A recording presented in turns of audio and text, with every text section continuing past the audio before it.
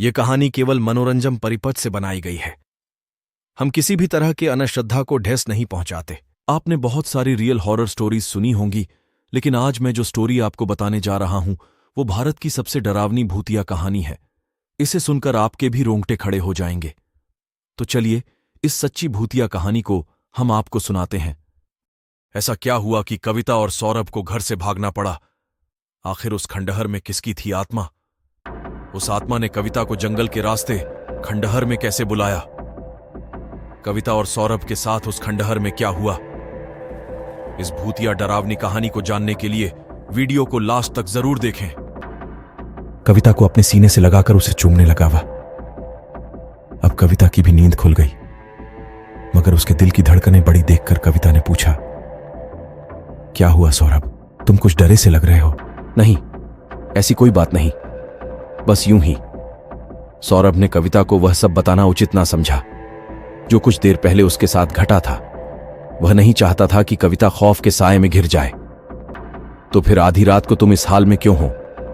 सौरभ कोई जवाब दे पाता कि कविता की चीख उस खंडहर में गूंज उठी। क्या हुआ कविता? सौरभ ने उसके कंधों को पकड़कर झंझोड़ा, मगर कविता के मुंह से आवाज ना निकल पाई। उसने कमरे की खिड़की की ओर इशारा किया। जब सौरभ ने उस ओर देखा तो वह भी सिहर उठा, डर से सिहर उठा। सौरभ देखा, कविता अभी भी चीख रही थी। दृश्य ही ऐसा भयानक था।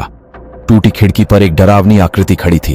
अंगारों सी जलती लाल आंखें, बड़े बड़े भयानक दांत, और उनसे लाल लहू सा टपक रहा था। बड़े बड़े बाल बिखर कर उसे और भयानक बना रहे थे। जब बाहर आसमान में बिजली कड़की तो वह और भी डरावनी दिखाई दे रही थी। कविता सौरभ से बुरी तरह लिपट गई। वह डर से थर थर कांप रही थी। सौरभ का दिमाग बंद सा पड़ गया था। सोचने समझने की सारी शक्ति जैसे चली गई थी, मगर जल्दी ही उसने खुद को संभाला। कुछ पल दिखाई देने के बाद खिड़की से वह चुड़ैल गायब हो चुकी थी। कुछ क्षण के लिए सौरभ ने चैन की सांस ली। उसने कविता को संभाला। वह इतनी डर गई थी कि बेहोश हो गई थी। सौरभ ने उसे होश में लाने के लिए उसे पुकारा, कविता, कविता, मगर उसे होश नहीं आ रहा था। बाहर मूसलाधार बारिश शुरू हो गई थी। अचानक एक हवा का जबरदस्त झोंका सा आया और दीपक गिरकर बुझ गया। अब वहां पर घुप अंधेरा छा गया। हाथ को हाथ तक दिखाई न दे रहा था। उसी पल लहू जमा देने वाले ठहाकों से वह स्थान गूंज उठा। हां, हां, हां। यह हंसी किसी औरत की मालूम पड़ रही थी। सौरभ समझ चुका था कि वह और कविता बड़ी मुसीबत में फंस चुके हैं। सब कुछ इतनी तेजी से घट रहा था कि उसे सोचने समझने तक का अवसर नहीं मिला था। इस खंडहर में किसी प्रेतात्मा का वास है, किसी चुड़ैल का साया है, और शायद वह नहीं चाहती कि कोई यहां रुके। तभी तो बार बार अपनी उपस्थिति का आभास करवा रही है।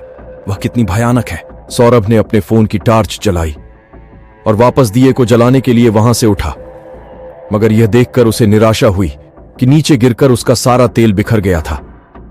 उसके फोन की बैटरी अभी आधी बची हुई थी। उसने उसी के प्रकाश में रात काटने का निर्णय लिया। अजीब मुसीबत में दो प्रेमी फंस गए थे। आगे कुओं और पीछे खाई वाली बात हो गई थी। बाहर भयंकर जंगल और मूसलाधार बारिश थी। अंदर उस चुड़ैल का खौफ और एक दहशत थी। कविता को होश में लाने के लिए पानी की जरूरत थी, और पानी गाड़ी के अंदर ही बोतल में रह गया था। क्या कविता को अकेले छोड़कर बाहर गाड़ी तक जाना उचित होगा? मगर इसके सिवा कोई चारा भी तो नहीं। मुझे जल्दी वापस आना होगा। यह फैसला कर सौरभ ने कविता को वहीं कमरे में छोड़ा और बाहर जाने के लिए वहां से निकल पड़ा।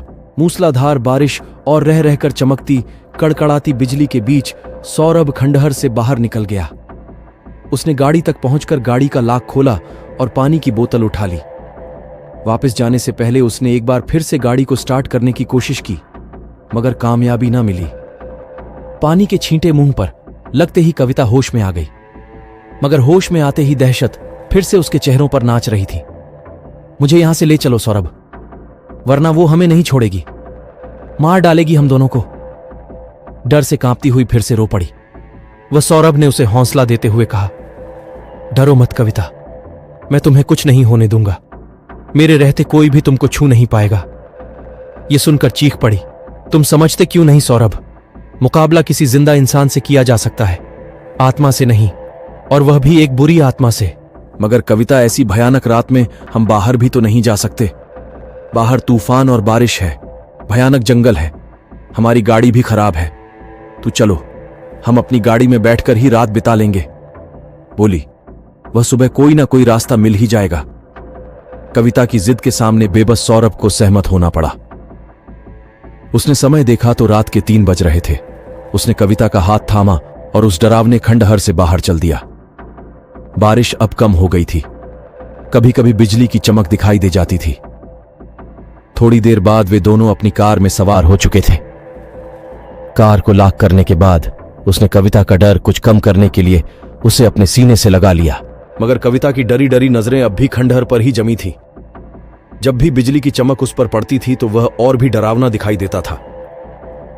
अचानक उसकी नजर खंडहर की छत पर खड़े उस साए पर पड़ी जो उस चुड़ैल के सिवा किसी और का न था।